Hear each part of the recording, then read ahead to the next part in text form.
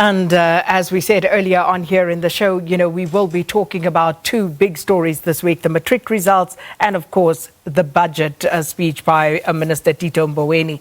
And as one looks at South Africa's debt to GDP or gross domestic product, one has to ponder what Wednesday's budget from the Finance Minister, Tito Mboweni, will crucially address, as there are simply so many key elements that need to be tackled.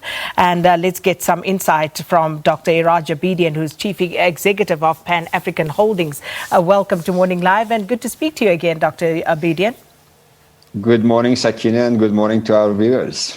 So, Dr Abedien, if you had to choose the three top key issues that the Finance Minister, Tito Mboweni, has to address before anything else, what would that be for you? For me, the most important is economic growth, because unless and until we revive economic growth, make sure that investment takes place, jobs are created, and a whole lot of benefits that growth brings, we're going to go further and further downhill. Remember, Sakina, that has been our Achilles heel over the past 6-7 years. Some would say over the past 10 years, that we have not managed to revive our growth on a sustainable basis. That is what's needed for generating revenue for the government. That would be number one. And of course, that brings in a whole lot of issues around getting policies right, getting government investment right, private sector investment, and so on and so forth. And all of that is, let's call it segment number one, that if I was going to have my wish list, I would want the minister to come up with an effective and convincing package of economic revival policies. We have talked about it. He has been very vocal on it, but up to now, not much, or at least what has been done, leaves much to be desired.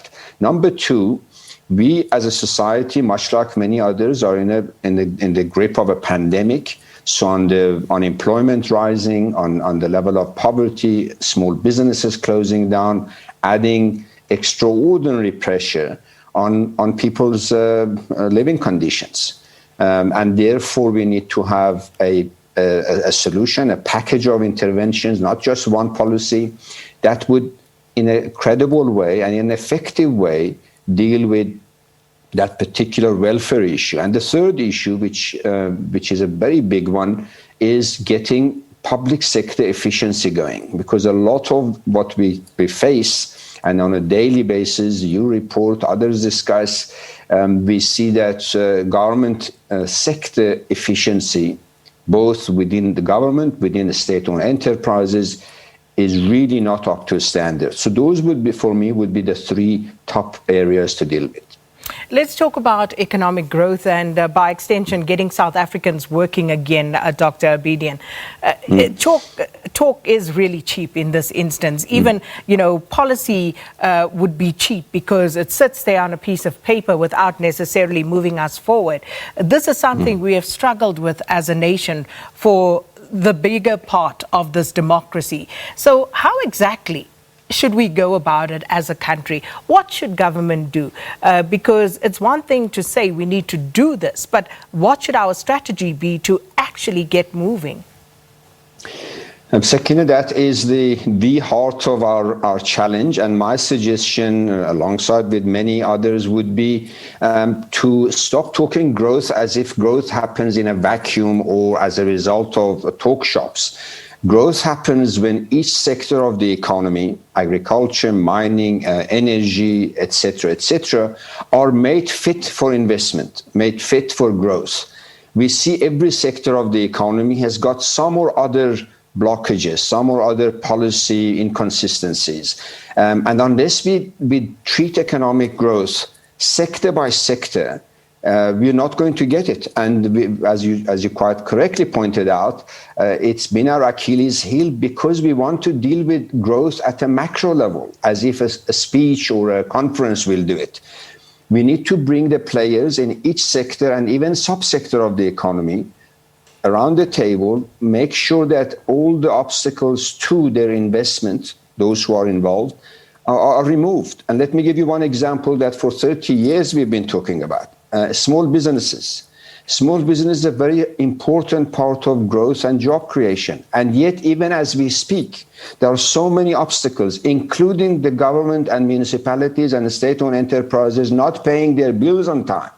And how do you expect growth happens? How do you expect the small businesses be able to survive, never mind flourish? So that's just one example that we keep talking about it, but we're not doing anything about it. And we keep talking at macro level, but not at a particular industry and sub-industry level. So that would be the way, in my view, to get economic growth going. And we then have to very quickly, after having removed the obstacles, to put timeline to these things. We cannot have them, yes, we acknowledge there is a problem, and then go to sleep and 3 years go by and nothing has removed the problem. So do you think that this pandemic has been enough of a wake-up call to actually change the thinking, change the mindset of how we've been approaching some of these issues? Because what's going to change if we have the same people still in charge doing the same things? In some areas it has, but not enough. By no stretch of imagination enough. I mean, the only little ray of hope in the past, or not ray of hope, ray of change in the past has been the latest speech by the president, State of the Nation, that he began to report back that this has been done, this is in 2 months' time, this is in 3 months' time, this is in 6 months' time, not expression of problems and aspirations. So that's not enough. That's a good start. But we need to get to the same mindset, not from the president, but also from every mayor, every DG, every minister. They need to stop talking about aspiration, and we need to talk about delivery programs, timelines, and report back to account for what they have promised. So I think in sum, we have not done enough. And our mindset hasn't changed enough. We've been shocked, but we haven't been pushed to action. And then, of course, Dr. Abedien, millions more joining the ranks of the unemployed as a result of COVID-19. And we hear ever-increasing voices saying that there has to be an increase in taxation in order to somehow balance these books. So if we look at that, tax increases, that's another catch-22 because the tax base itself is shrinking. So what's your opinion on what can be done here and what should be done? I think the taxation is understandable from many quarters. A lot of people have a lot of money, or they have a lot of money, and therefore the obvious thing is tax them and help the poor.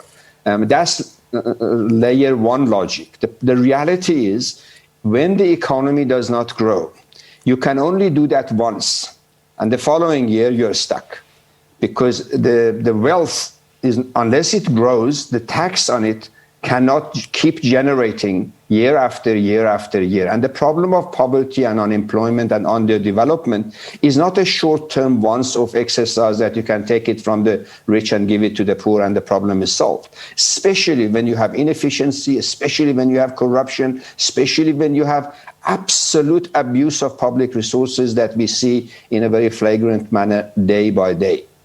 So the taxation is important, and we need to have a progressive taxation, but unless the base of the tax, as you alluded to, is put on a sustainable growth basis, we are going to create a once-off reallocation, and after that is downhill forever. And we've seen many countries going that route, and that does not generate the results that we want.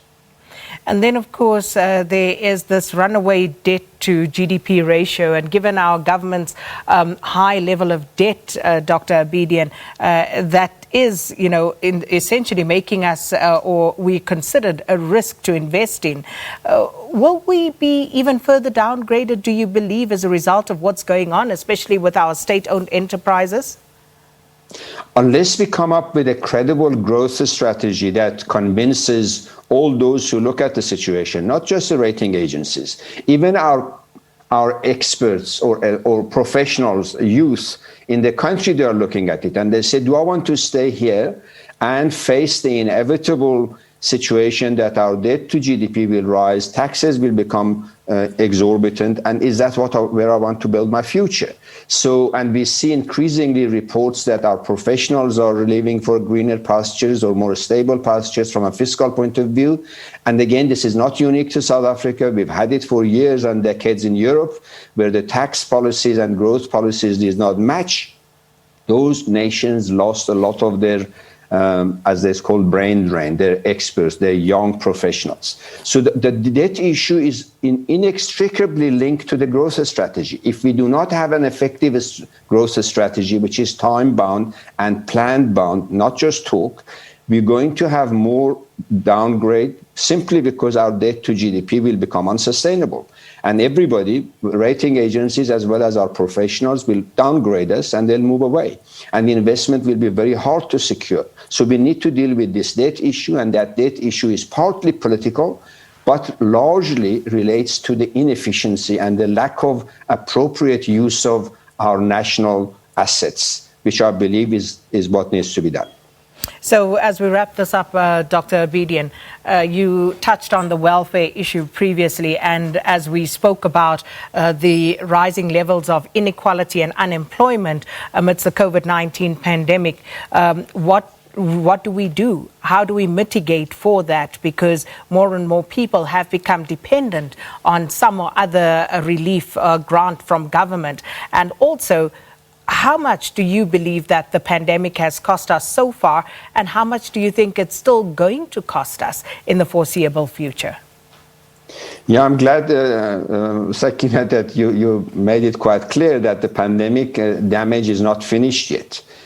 Even the health part of it is not finished. Still, scientists are battling with various generations of mutation of this virus. So it's not as if the game is, or the tragedy of pandemic is over, not just in South Africa, worldwide.